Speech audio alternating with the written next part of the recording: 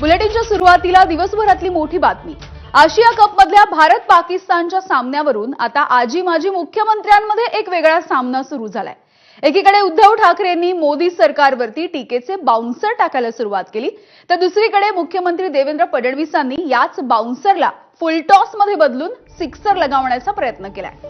14 सप्टेंबरला होणाऱ्या भारत पाकिस्तान सामन्याला ठाकरेंच्या शिवसेनेनं कडाडून विरोध केलाय। पहलगाम हल्ल्याविषयी बोलताना आपल्या शरीरामध्ये रक्त नाही तर गरम सिंदूर वाहत असल्याचं पंतप्रधान नरेंद्र मोदी म्हणाले होते आणि याचवरून आता गरम सिंदूरचं कोल्ड्रिंक झालंय का असा हल्लाबोल उद्धव ठाकरेंनी केलाय। याचवरती बिर्याणी खाणाऱ्यांनी आम्हाला शिकवू नये असा पलटवार मुख्यमंत्री देवेंद्र फडणवीस यांनी केलाय।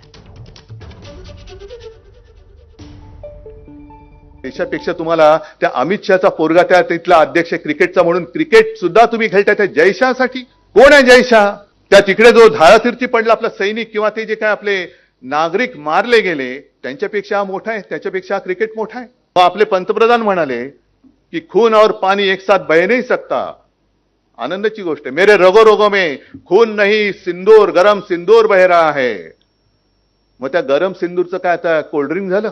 रगो में सिंदूर आहे म्हणणाऱ्या नरेंद्र मोदीचं आता सिंदूर कुठं गेलं? भारत पाकिस्तान मॅच क्रिकेट खेळ पहिलेच सांगितलं असं आहे, जावेद मियाँला घरी जेवायला बोलवणार आहे तुम्ही स्वतःतलं, पण मला त्याच्यावर बोलायचं नाही। त्यांनी एकदा आरसा बघावा।